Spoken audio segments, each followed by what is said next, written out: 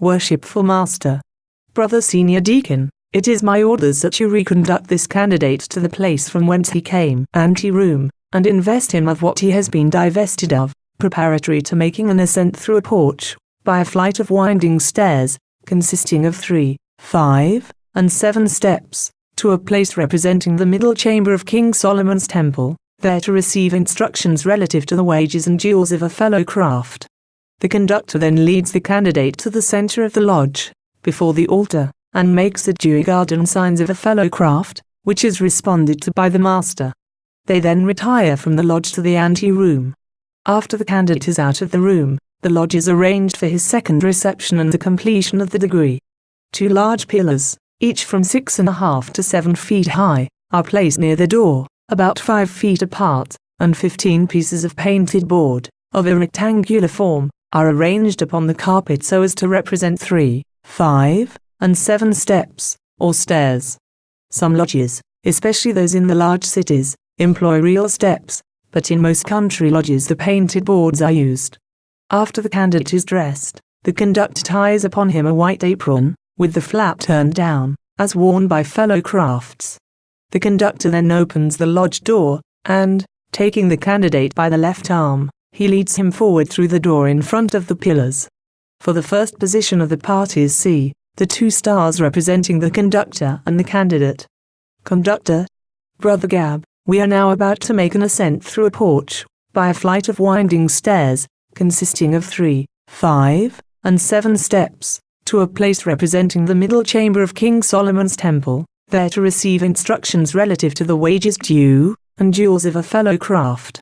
The staircase lecture begins. Masonry is considered under 2 denominations, namely, operative and speculative. By operative masonry, we allude to the proper application of the useful rules of architecture, whence a structure will derive figure, strength, and beauty, and whence will result a due proportion and a just correspondence in all its parts. It furnishes us with dwellings, and convenient shelters from the vicissitudes and inclemencies of the seasons. And while it displays the effects of human wisdom, as well in the choice as in the arrangement of the sundry materials of which an edifice is composed, it demonstrates that a fund of science and industry is implanted in man, for the best, most salutary, and beneficent purposes. By speculative masonry, we learn to subdue the passions, act upon the square, keep a tongue of good report, maintain secrecy, and practice charity. It is so far interwoven with religion as to lay us under obligations to pay that rational homage to the deity, which at once constitutes our duty and our happiness. It leads the contemplative to view with reverence and admiration the glorious works of creation, and inspires him with the most exalted ideas of the perfections of his divine Creator. Our ancient brethren worked at both operative and speculative masonry. They worked at the building of King Solomon's temple, besides numerous other Masonic edifices. They wrought 6 days, but did not work on the 7th, for in 6 days God created the heavens and the earth, and rested on the 7th day. Therefore our ancient brethren consecrated this day as a day of rest from their labors, thereby enjoying frequent opportunities to contemplate the glorious works of creation, and to adore their great Creator.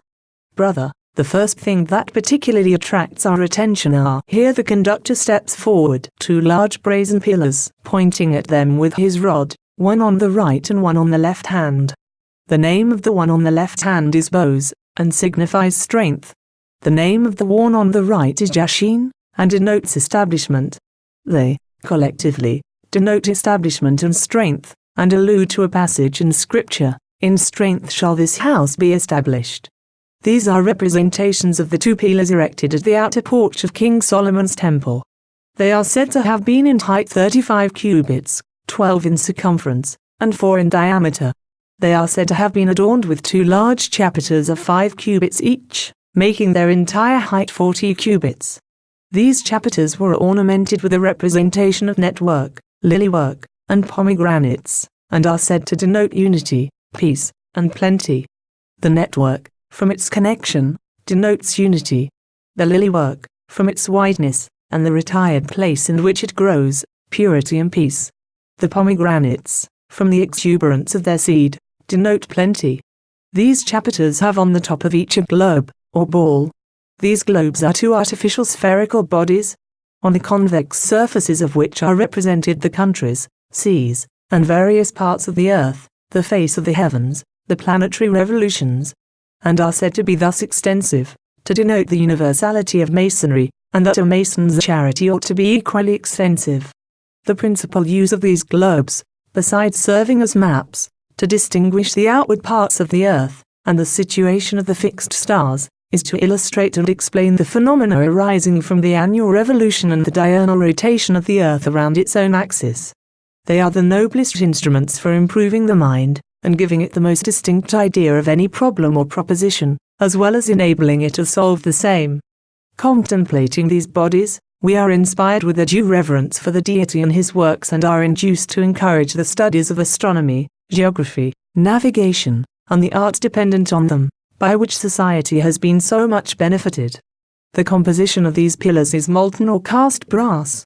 They were cast whole, on the banks of the river Jordan, in the clay grounds between Succoth and Erected, where King Solomon ordered these and all holy vessels to be cast. They were cast hollow, and were 4 inches or a hand's breadth thick.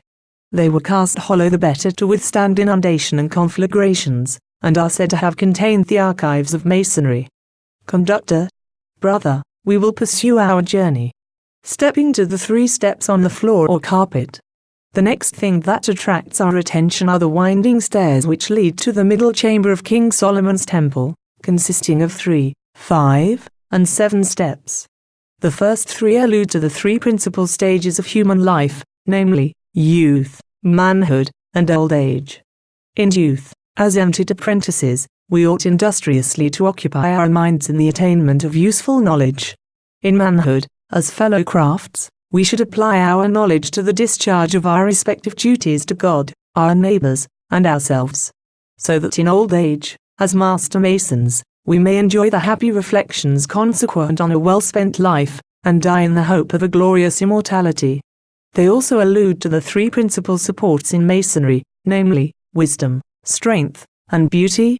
For it is necessary that there should be wisdom to contrive, strength to support, and beauty to adorn all great and important undertakings. They further allude to the 3 principal officers of the lodge, viz., master, and senior and junior wardens. Stepping forward to the 5 steps, he continues, the 5 steps allude to the 5 orders of architecture and the 5 human senses. The 5 orders of architecture are Tuscan, Doric, Ionic, Corinthian, and composite. The 5 human senses are hearing, seeing, feeling, smelling, and tasting, the first 3 of which have ever been highly esteemed among Masons: hearing, to hear the word; seeing, to see the sign; feeling, to feel the grip, whereby one Mason may know another in the dark as well as in the light. Steps forward to the 7 steps.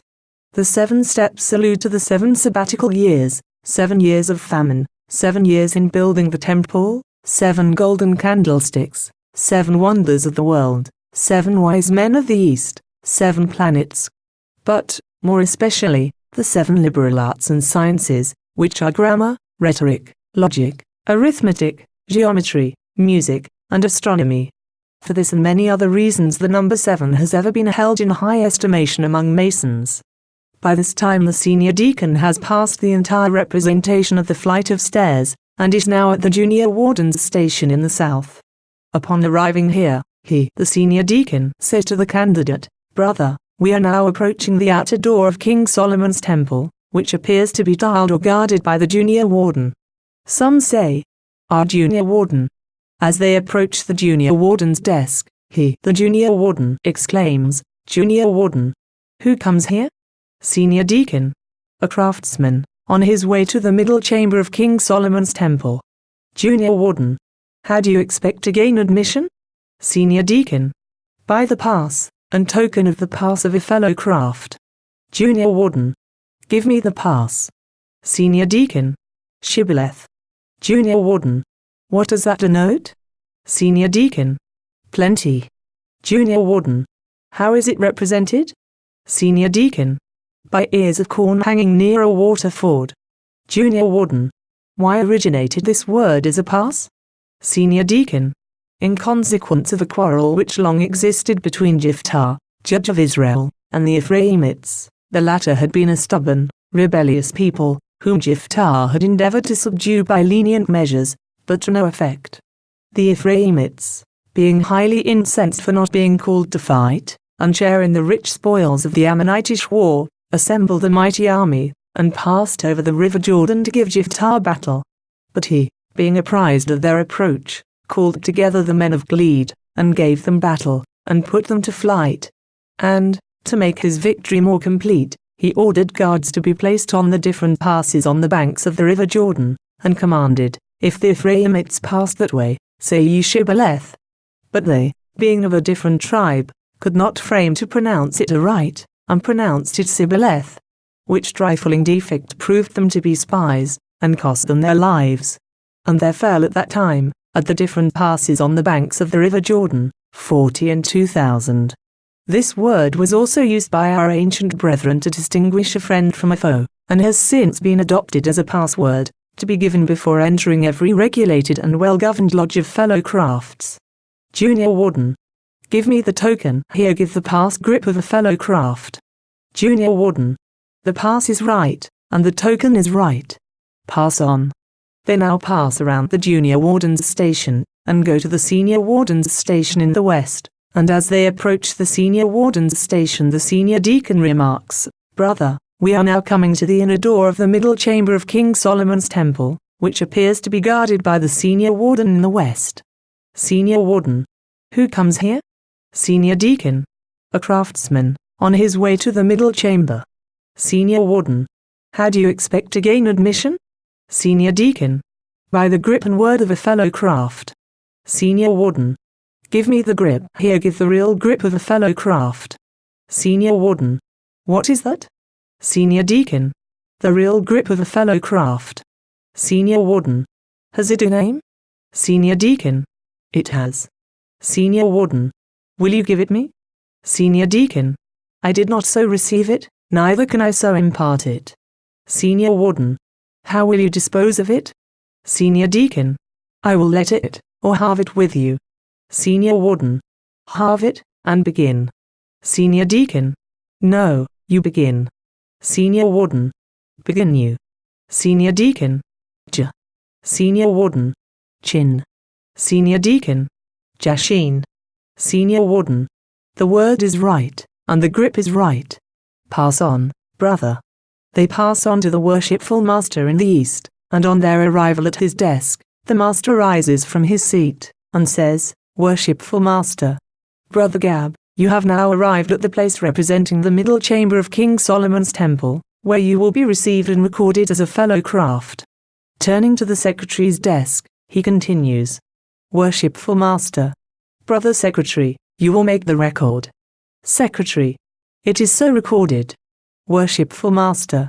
The first thing that particularly attracted your attention on your passage here, was the representation of two brazen pillars, one on the left hand and the other on the right, which was explained to you by your conductor.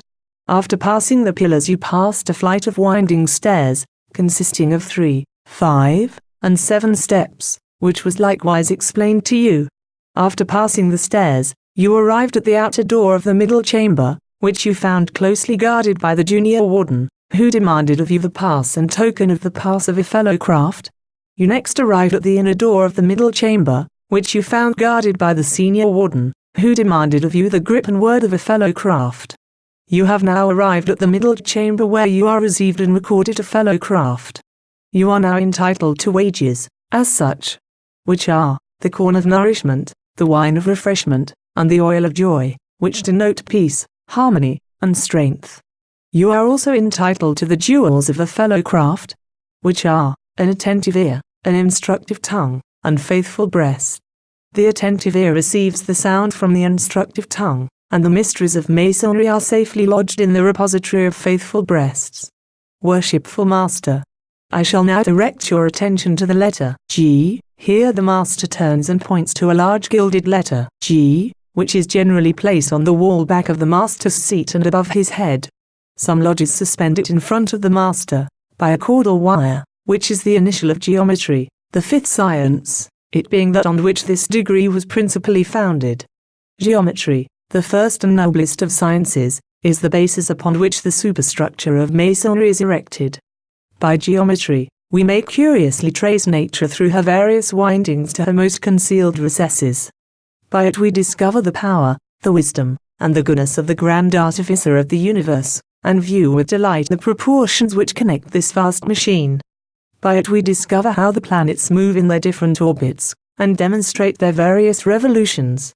By it we account for the return of the seasons, and the variety of scenes which each season displays to the discerning eye. Numerous worlds are around us, all formed by the same divine artist, and which roll through the vast expanse, and are all conducted by the same unerring law of nature. A survey of nature, and the observation of her beautiful proportions, first determined man to imitate the divine plan, and study symmetry and order. This gave rise to societies, and birth to every useful art. The architect began to design, and the plans which he laid down, being improved by experience and time, have produced works which are the admiration of every age. The lapse of time, the ruthless hand of ignorance, and the devastations of war have laid waste and destroyed many valuable monuments of antiquity on which the utmost exertions of human genius have been employed. Even the Temple of Solomon, so spacious and magnificent, and constructed by so many celebrated artists, escaped not the unsparing ravages of barbarous force. Freemasonry, notwithstanding, has still survived. The attentive ear receives the sound from the instructive tongue, and the mysteries of Masonry are safely lodged in the repository of faithful breasts. Tools and implements of architecture are selected by the fraternity, to imprint on the memory wise and serious truths. And thus, through a succession of ages, are transmitted unimpaired the excellent tenets of our institution. Worshipful Master. Brother Gab, this letter has a higher signification. It alludes to the sacred name of deity. Here he gives 3 raps with his gavel, when all in the lodge rise to their feet, to whom he should all, from the youngest emptied apprentice, who stands in the northeast corner, to the worshipful Master, who presides in the east, with all sincerity humbly bow. Here all bow their heads, with reverence most humbly bow. Master gives 1 rap, when all the brethren take their seats again. Join us next week for the charge of the Fellowcraft Degree.